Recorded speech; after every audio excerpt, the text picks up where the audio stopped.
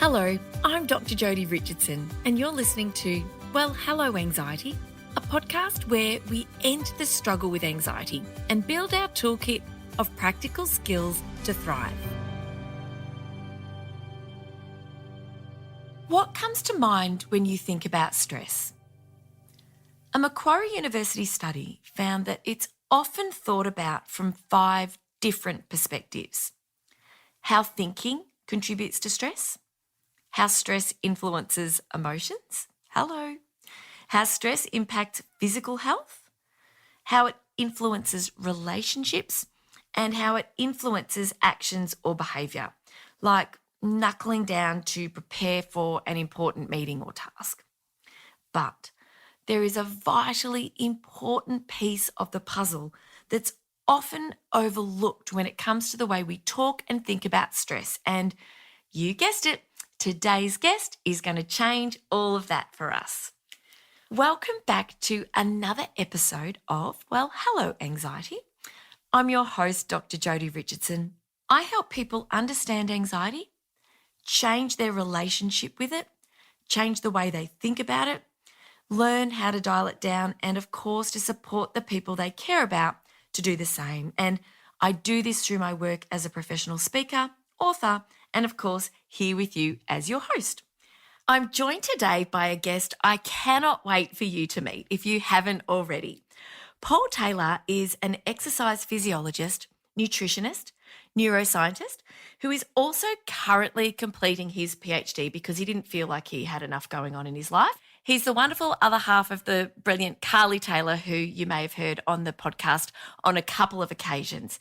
He's the director of the Mind, Body, Brain Performance Institute, host of the Mind, Body, Brain podcast, an excellent podcast. So once you finish listening to this one, jump into Paul's podcast and have a listen. It's awesome. And he's also author of Death by Comfort, How Modern Life is Killing Us and What We Can Do About It. So welcome, Paul. Thank you, Jodie. Awesome to be on the podcast. Thank you. And what listeners won't know is that Paul's probably just a small number of kilometres from me as we both record this from our homes in the same That's suburbs. it. So thanks again for joining us. You just bring such a wealth of knowledge. And when we're talking about stress, most people think about stress as bad. Stress equals bad. I want to get rid of it. I don't like it. I've got too much of it. And it's obviously a huge problem because of burnout, and we know stress has a strong relationship with anxiety and mental health, of course, as well. One of the things that I'd really love for you to start with is by telling us about the experience you had when you were in the British Royal Navy, and particularly how that experience led you to experience the effects of stress in a way that you could never have predicted. Yeah, sure. So what I went through is what in the military we typically refer to as stress inoculation training. And we will come back to that at the end and that whole concept. But basically it was combat survival and resistance to interrogation training, which in those days back in 1997 or 1998, I think it was pretty hardcore stuff. It was 10 days. They're not allowed to do it anymore just because of the whole health and safety stuff. But it was pretty full on. We knew it was going to be 10 days. And all we knew was that it was going to be split up into 2 different phases. One was a teaching phase where they'd teach us lots of survival skills. And then the second phase was going to be an escape and evasion phase where we were going to be hunted by a hunter force, and we had to put those skills into practice. Now, what they didn't tell us was that the first 5 days when they were teaching us, they were also going to load a whole host of different stressors on us, from physical stress of getting a fine old thrashing, or what we used to refer to as a beasting in the military, every single day, as well as cold stress. It was in the winter in the UK when it actually does get cold. We had no sleeping bags at all. All we had was a Gore-Tex bivy bag, which is like think of it as something you put your sleeping bag in to keep you dry. So there was no heat in it. We were taught how to make a tactical basha, which is where you sleep when you're being hunted, when you're on the run. And it's basically you find the biggest, thorniest bush and kick your way in there, and that's where you sleep. And also in those 10 days as well, of all of those stressors, the cold stress, that lack of sleep because it was so cold that you'd fall asleep but then wake up very, very quickly. And that extreme physical stress. Also, the only food that they gave us in the entire 10 days was a chicken between 4 people, and it was alive when we got it. And then after the 5 days, we had a pretty good erosion of your capacity. We then went on escape and evasion, where we were hunted by a hunter force who had helicopters, dog teams, they had vehicles, and we were told, as they were, that if they caught us, they could give us a bit of a kicking and put us back in the game. And so this went on, and it was really interesting. Day 7, I started to hallucinate. I remember walking through the forest and saw Hell's Angels riding through the forest. That didn't actually happen. And then day 10, when we thought it was all over, when we thought we'd made it to the end and gone through a bit of questioning, we got introduced to what they call the shock of capture, which is a bunch of paratroopers jumping out of nowhere and grabbing you and giving you a bit of a kicking and bagging and tagging, Hessian sack over the head, tied with your hands behind your back, and then just left there in the freezing cold to start messing with your own head. Then we got driven in the back of a truck. No one was allowed to speak. It was maybe 4 or 5 hours, and we arrived at this place and got taken out one by one, dragged everywhere by our thumbs. They cut the laces out of our boots. And then I got taken to this door, and they opened this big, heavy door, like an iron door. You could hear. And then the first thing that hit me was the noise. They had basically, white noise when the radio's off station. They had that at the volume you'd hear music in a nightclub. And we were put into this place and put into stress positions, which are just as they sound. They are these positions that they put you in, standing with your feet wide apart. Listeners could do this if they want.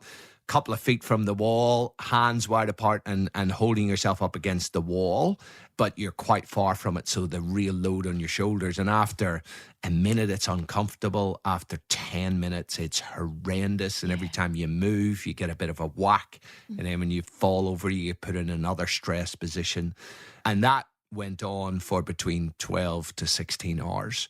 And the breaks, in inverted commas, that we got were being dragged out to be interrogated by not very pleasant individuals, shall we say.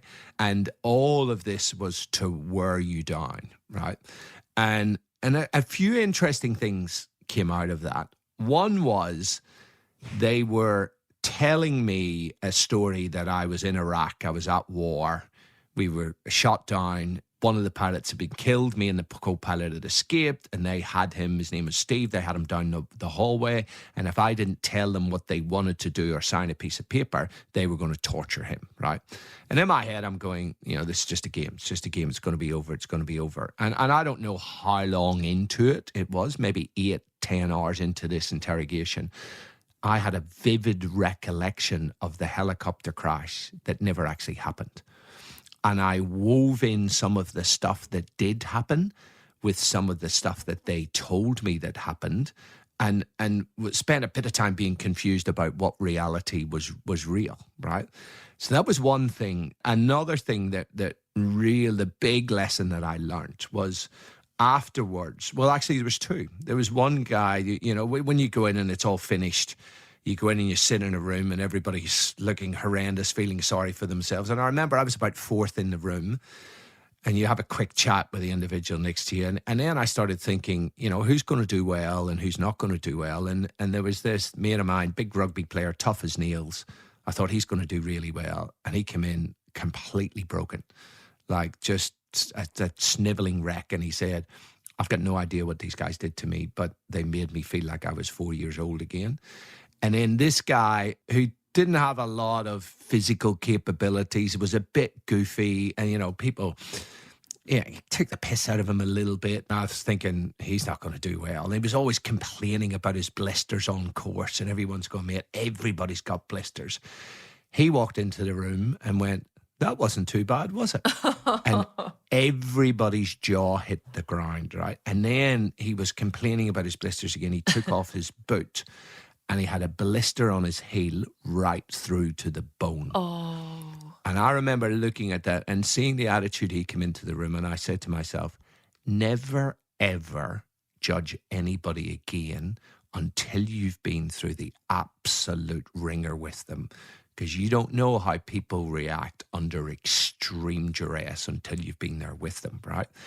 The other massive lesson for me only happened a week or two later, when something happened to me that I would normally have found a bit stressful, and it was just like water off a duck's back. And then something else happened, and it was the same thing. And I started asking a few of the people who I knew who were on the course, have you noticed anything similar? And they all said, yes, exactly the same. And that's when I had a bit of an epiphany. And like you, I'd already studied exercise physiology, so I really understood exercise and why it's good for you is because it's a stressor, right? And it stimulates adaptive responses. But it's because of the exposure to the stress and the release of these stress response hormones that we become bigger, faster, stronger, right? That exposure to stress followed by recovery. And then that was my realization that maybe psychological and emotional stress follows the same pattern. And this takes us into an area of science that's probably my favorite at the minute, and it's called hormesis. And it's summed up by a quote from one of my favorite philosophers, Friedrich Nietzsche, who said, that which does not kill us, and your listeners can finish the sentence, right, makes us stronger. Now, we have now identified, Jodie, more than 600 known hormetic stressors in the environment that at the level of our biology make us stronger because they are doses of stress. So exercise is a classic one. But when we look at nutrition, a lot of the good stuff in nutrition, a lot of people know that broccoli is really good for you, and they talk about sulforaphane that comes from broccoli, and people go, oh, it's an antioxidant. It's not. It's poison. It's a small dose of poison, though. It's in an insect. It's enough poison to make the insect have an aversion response and not eat it. But because we are much bigger, it only creates a mild stress at a cellular level. And our cells respond to that stress by upregulating protective genes. PPAR gamma, superoxide dismutase, glutathione peroxidase, and some of these stress response proteins actually trigger longevity pathways as well. So there's all of this, and you know, UV radiation. Everybody knows, especially in this country, you can't spend too long in the sun or you get cancer, but you spend too little in the sun, you get low vitamin D, which is really bad for you. So this hormesis is basically summed up with the Goldilocks effect, right? Can't be too little, can't be too much, it's got to be just right. And so that for me is the same when it comes to stress and this whole idea, good, bad, it's not as simple as that. It depends, right? It depends on the source of the stress, the capacity of the person who's receiving that stress, their psychological, their emotional state, their physiological state at the time, support networks, all of these things, right, that determine whether a potential stressor is actually going to break you down or build you up. And it's so interesting that what you're talking about are changes in our physiology, whereas I imagine when listeners first heard you say that, experiences that may have stressed you or bothered you after you've undertaken resistance to interrogation training, I imagine some listeners may have thought, this is about perception. This is about, I'm making a comparison between I've been through this is nothing. But it's so much more than that. Yes, it is. Now, perception is important, right? So let's touch on this at a minute. There's a really cool research paper that showed that your view of a potential stressor, so say something happens to both of us, and you view that as a challenge, whereas I view it as a threat or a loss, it activates different parts of the stress response system, and we have a very different cardiovascular response to that. So in your case, you would activate the fight or flight nervous system, which is generally adaptive and helps us to rise to meet the demands of a challenge. Whereas because I'm viewing as a potential threat or loss, straight away it affects my physiology. So my HPA axis, the other part of the stress response system that involves cortisol, is activated. The cardiovascular impacts on me are deleterious, whereas on you, they're actually beneficial. So your perception is really important. And I always say to people, it is how you choose to view and deal with potential stressors in your life, right? So how we view that first, whether that's challenge or threat, and then how you deal with it, right? Whether or not you're avoiding or you're using coping strategies to rise to meet the demand. So that's one thing about perception, and your perception changes over time, right? Just like an athlete, as they get fitter and stronger, their perception of what is hard changes over time. But as well as that, there are massive changes in our physiology that are also influenced by our perception and that whole cardiovascular response. But these stress response proteins that we know are activated, they are what we call evolutionarily conserved, which means that we see them activated in a whole host of different species across timelines of evolution. So they have been selected for in terms of evolution. So whether it's fruit flies, and so if we take exercise, heat, cold, we see similar responses, particularly heat and cold are easier to study in animals. Fruit flies, worms, mice, primates, humans, all have the same physiological responses to stressors such as heat and cold. And with animals that can exercise, the same stress response proteins, the same longevity pathways being activated in those different species. What I understand about our capacity to change in response to stressors and hormesis is that it not only has an effect on us physiologically at the cellular level, but it translates to more psychological resilience as well.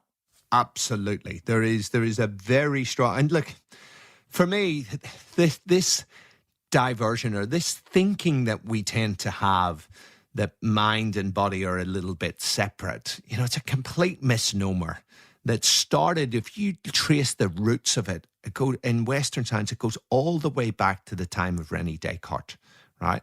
And it was basically when, I think it was Galileo, was persecuted by the Catholic Church for suggesting that the earth was not the center of the universe, right? And he went under house arrest. And so it made scientists very nervous, as you could imagine. And Descartes, very quickly after that, came up with his theory around dualism. And he said, mind and body are separate. And the mind is the realm of the church and religion, and the body is the realm of science. And the Catholic Church at the time went, okay, that's reasonable. So what happened back then in Western science, if you were a scientist, you just talked about the body. You didn't talk about the mind. Very different from Eastern science and Eastern philosophy. And so that has massively influenced our thinking. But all we need to do is look at the placebo effect right now in medicine to show mind and body are not separate, right? So there are very strong interactions between them. And that is particularly true when it comes to stress. And so let me give you a very concrete example. A research paper by Paul Black back in, I think it was 2001 or 2011, and talked about the inflammatory consequences of psychological stress. I can even remember the name of the research paper. And there's this beautiful diagram schematic that showed that when you're psychologically stressed, it creates a cellular cascade. So it activates something called nuclear factor kappa bravo, which then triggers the immune system and the activation of inflammatory cytokines, which then trigger the liver to release acute phase proteins and acute phase reactants that make you feel awful, that sap your energy. So if anybody's ever had a virus, you feel crap not because of the virus, but because your immune system has detected an invader and says to the liver, tell Jody to go and lie down in the cave and recover because we need all the energy to fight this invader. So the liver releases these acute phase proteins, acute phase reactions that make you feel crap. So people who are chronically stressed, they see their energy saps. Now, all of those things drive inflammation. Inflammation at a cellular level creates more visceral fat. That's the fat that is underneath your stomach muscles around your organs. And that is different to all of the fat in the rest of your body. So that fat is metabolically active. It's hormonal tissue. It produces its own hormones called adipokines, which then trigger more inflammation, right? And you get in this nasty, vicious cycle that then creates insulin resistance, metabolic syndrome, type 2 diabetes, increased risk of heart disease. And all of that comes from thinking. And here's the thing about our brains. They're amazing, right? We can have a conversation right now about metacognition, which is the fact that we can think about the fact that we can think about stuff, right? Think about that, listeners. That's a pretty cool thing to be able to do. But this amazing brain of ours has a double-edged sword in that we're the only species whose thoughts can activate the stress response system, which means that you can sit here right now, or your listeners could sit right now and think about something bad that happened in their past, right? And create a stress response as if they're being chased by a lion. They could also catastrophize about something that might happen next week or might not happen next week. And I know this is your wheelhouse around anxiety. And you create a stress response as if you're being chased by a lion. So it doesn't matter whether that stress is physical or psychological, real or imaginary. The human stress response system reacts the same way. Gosh, that understanding when I first learned about the stress response and the fact that it is, whether it's real or imagined or perceived. I mean, I've used this example before that as a person who has the challenge of living with an anxiety disorder, I've had the experience of being at school drop-off and waving to another parent and not getting a wave back. And my head immediately goes to, what have I done or what have I not done? Have I offended, hurt, wronged that person? It's obviously overthinking. It's catastrophic thinking. It's irrational thinking. But that one thought will activate that cascade in an instant.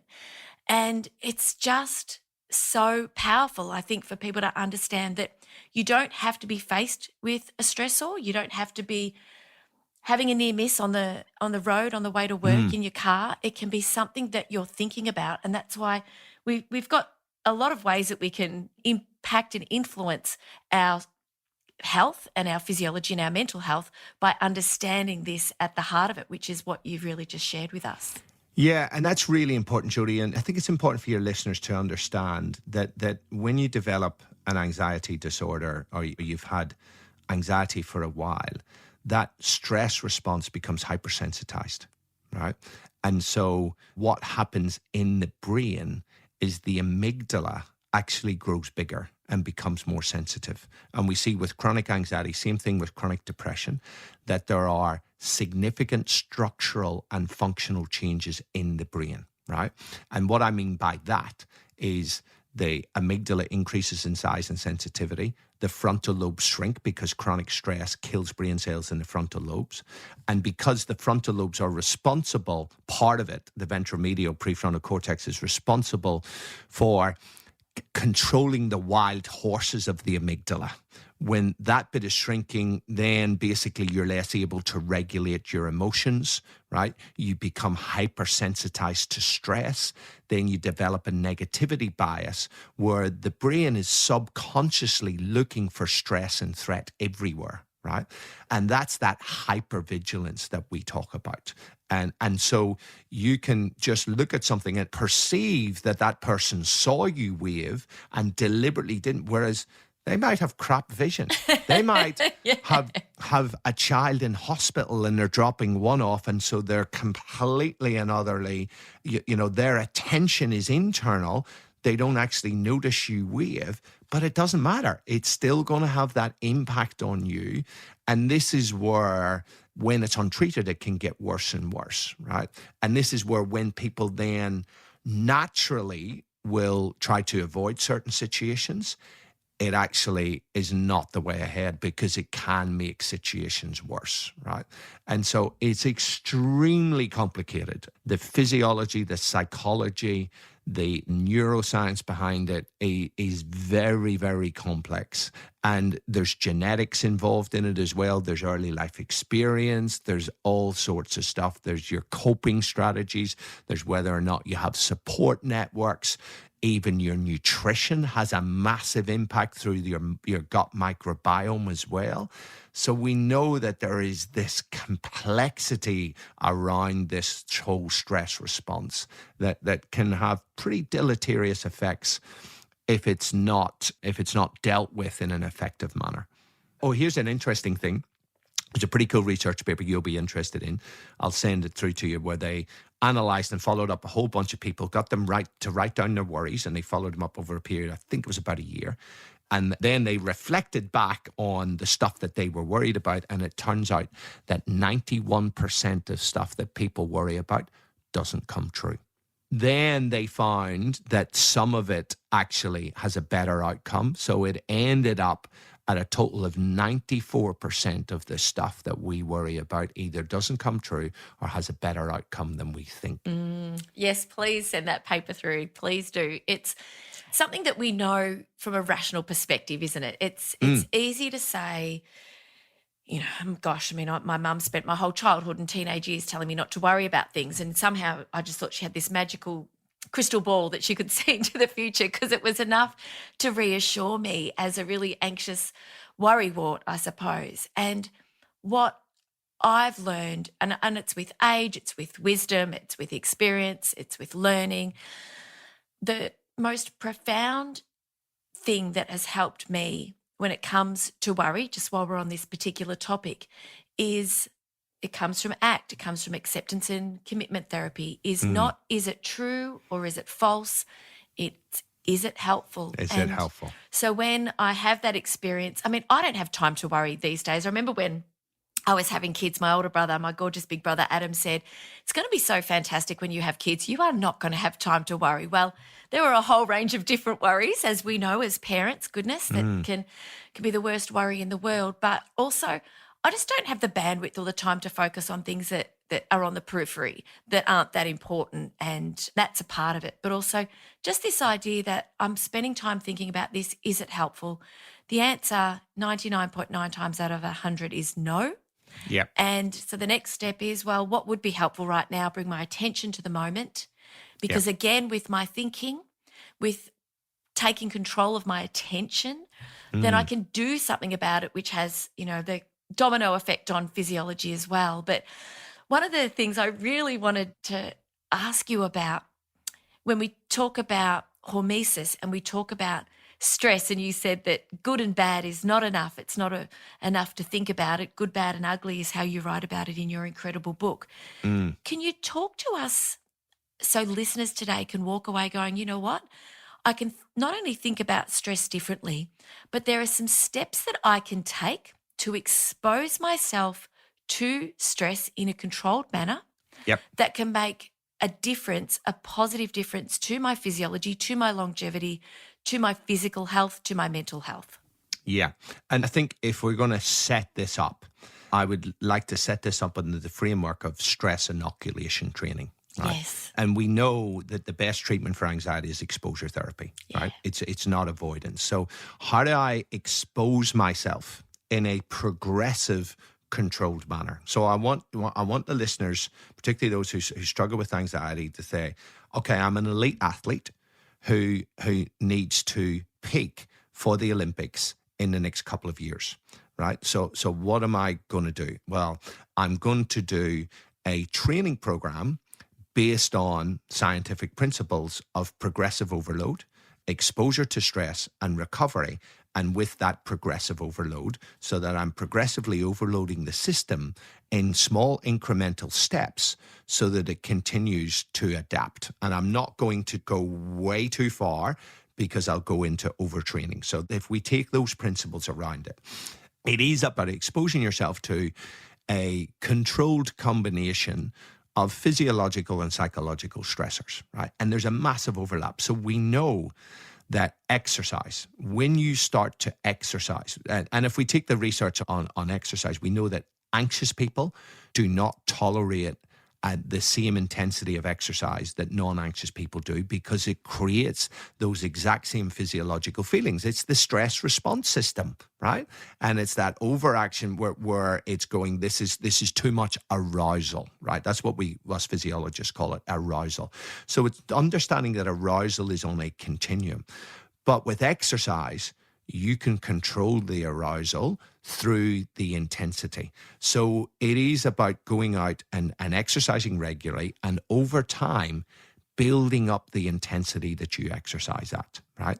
So, and particularly this is where high intensity interval training is coming, is where you go hard for 20, 30 seconds and then you back off, and then you go hard and then you back off, right? And the reason that we do that is that we are increasing our capacity over time to deal with that.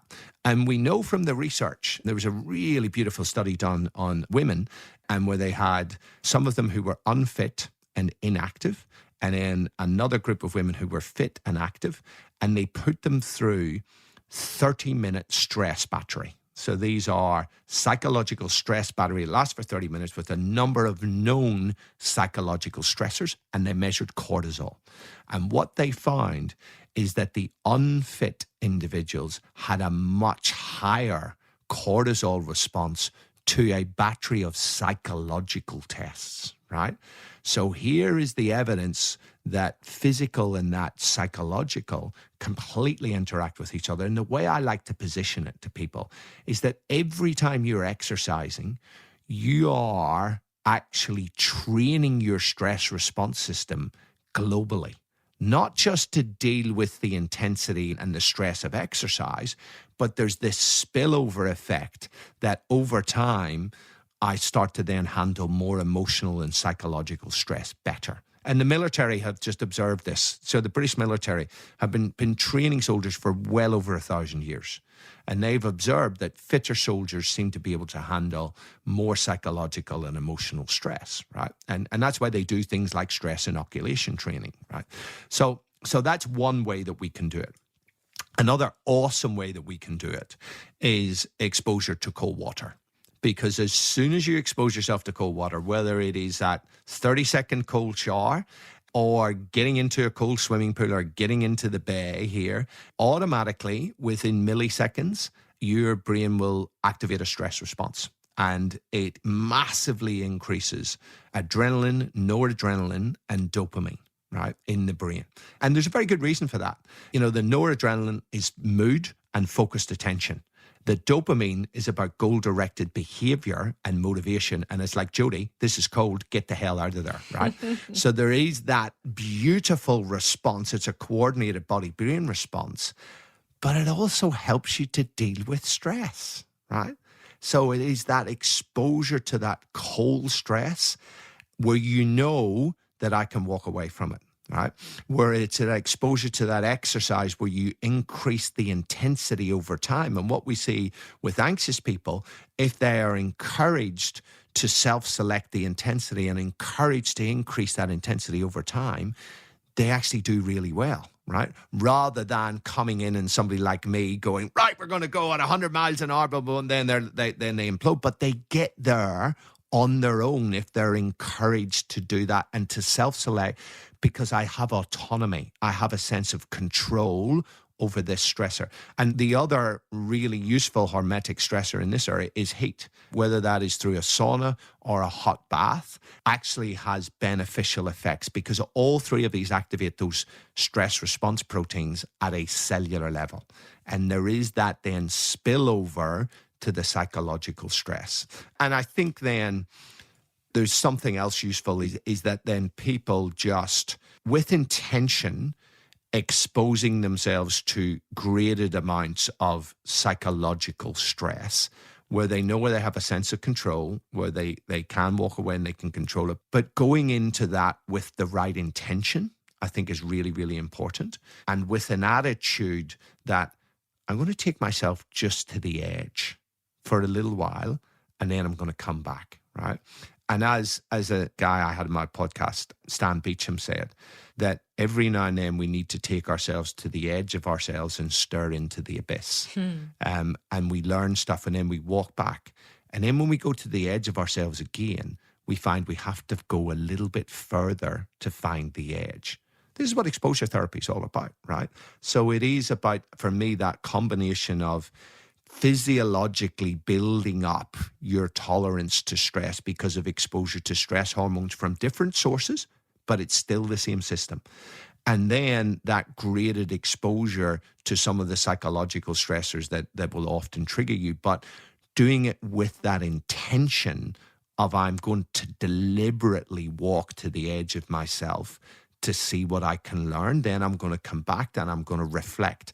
And if you are successful, you're going to, in your brain, go, Jody, you are a champion. It's like you've won a gold medal, because we need to encode that in our brain. And the research has shown that when you achieve something, you need to reflect on it for about 12 seconds in order to really encode that memory strongly. And that's really what people need to do, because the opposite is trying to live in a world that is devoid of stress. And as far as I can see, that world does not exist. No, that's exactly right. And as M. Scott Peck wrote in his multi 10 million, I think it is, copy plus bestseller, his opening line is, life is difficult. And it is. And I think I remember reading in your book that if it hasn't been yet, it will be. It's coming. It will be. If the universe hasn't given you a shit sandwich to eat so far, you will get one. You will get one. And you know, the Stoic philosophers, you know, they talked about that life is hard. And Epictetus, I'm paraphrasing him here, but he said that we must all undergo a hard winter's training and not enter into things lightly for which we have not prepared. Now, he wasn't talking about going to war. He was talking about life, that life is difficult and we must train, we must steel ourselves. And for me, it starts with kids, and it starts with how you talk to your kids about things that are potentially stressful, right? And if you are constantly framing to your kid that this is bad and this person's bad and you should avoid that, and it's all avoidance, it's not going to help them in the long run. It's about helping them to view them as challenges and giving them coping strategies, right? And actually, one other thing that is really, really important in this, I had a podcast this morning with Dr. Kirk Schneider. You'd love him, Jody. You need to get him on. But he talked about, rather than living a life that is driven by fear, is one that is driven by awe, right? And this whole idea of curiosity. And that when you start to feel anxious, rather than that fear, oh, here it comes, is going, oh, isn't that interesting?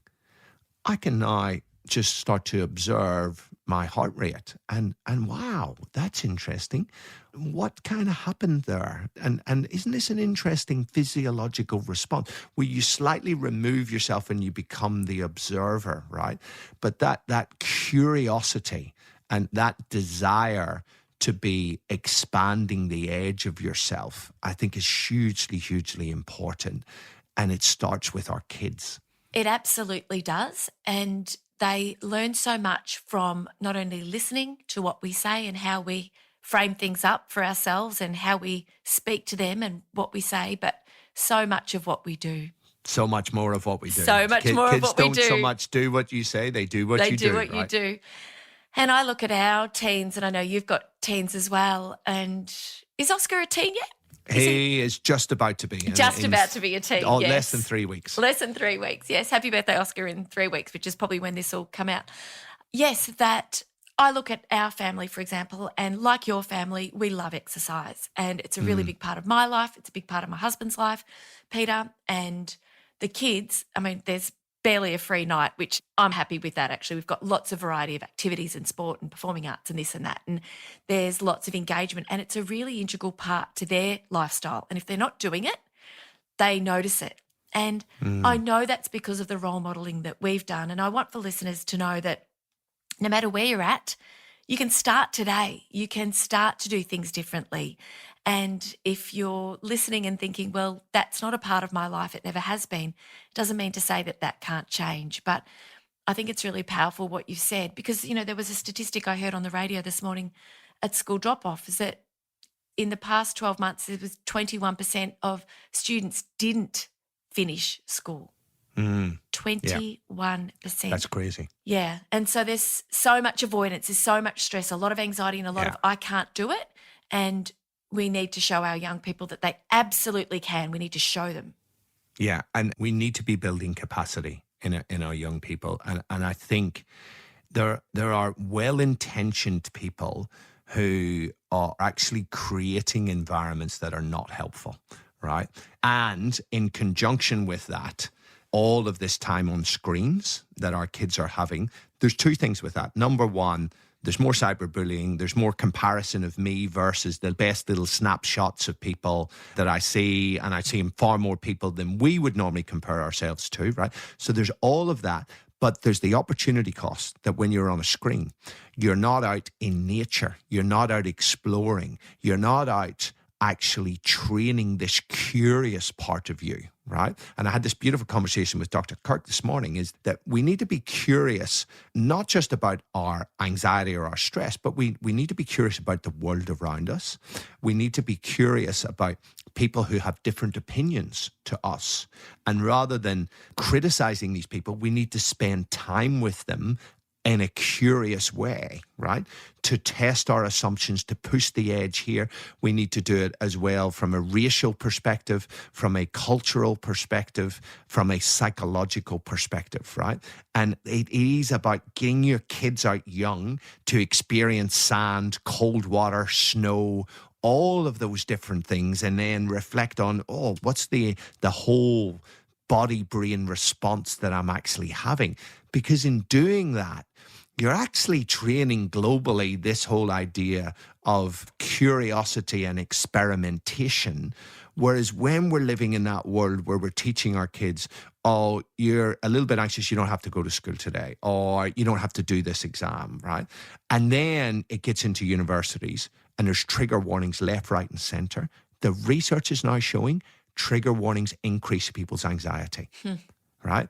And if we think about how would that be, well, if I'm giving trigger warnings all day, my brain's going, oh shit, should I be stressed? Should I be on alert? So it creates a brain that becomes hypervigilant, that then starts scanning the environment for stress and threat. And it becomes that brain that it has a negativity bias and is very threat oriented. And that then creates a spiral downwards in lots of cases.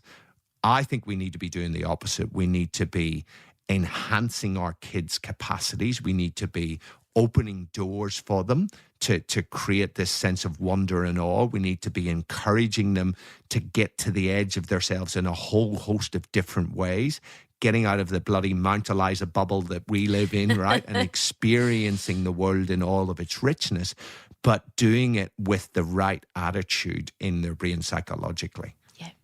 Yeah. Paul, thank you. All of a sudden I'm thinking about, oh my gosh, all of the other episodes that we could record together to to explore. It's a lot of rabbit holes. So many. Oh my gosh, there's so many. I just want to dive down deep, particularly this idea of really building this capacity in our kids. Absolutely something we can talk about another time. But for now, what I'd really love for you to do is to share with our listeners today, how can they connect with you and your work? Where can they find your book? Highly recommend the book. If you've loved listening to Paul today, tune into his podcast. Obviously, the book is extraordinary, and I've always got my highlighter with me. Funny story, my daughter reads her they're not little, she's 13. She's reading her books, her fiction books that we purchased for school, and she highlights them because she sees me doing awesome. it. Yes, I love it. I love it. I don't know what she highlights, but she's always got her highlighter. It's very cute. How can people connect with you and your incredible work? Yeah, so the podcast and the website, which are going to change, they will change around the time of this. So right now, as we're speaking, it's mindbodybrain.com.au, and the podcast is the Mind Body Brain Project podcast. Very soon, my website will change to paultaylor.biz, and the podcast will change to the Paul Taylor Show. So depending on when you listen to this, one or the other, but one will direct you to the other. And the book is available on my website. It's also available on Amazon, Booktopia, all good bookstores, that sort of stuff. You know the drill, right on books. Yes. Brilliant. Thank you. And I'll put all of those links in the notes. Paul, thank you Thank you for sharing your wealth of knowledge. We've barely scraped the surface, I know. This man that you've been listening to is extraordinary in his knowledge, his wisdom, and his ability to share that in ways that we can all take on board and understand. So I'm really grateful for your time. I really appreciate this opportunity to have a good chat with you on the podcast, and look forward to hopefully having you back another time if you say yes. Absolutely. Love to, Judy. So hopefully the listeners got some little crumbs out of this. Yeah, I bet they did. Thanks again. All right, thanks for joining us. Thank you for being here with us again today. And I very much look forward to seeing you next week. Bye. Thank you so much for joining me for this week's episode. If you enjoyed it, please subscribe and leave a review. To keep the conversation going, I'd love you to join me over on Instagram. You'll find me at Dr. Jody Richardson. Also, if you'd like a copy of my free 5-day mini email course, Calm Your Anxious Brain, then jump over to my website, drjodyrichandson.com, and you can sign up down the bottom. I've really enjoyed having your company. Thanks so much. See you next time.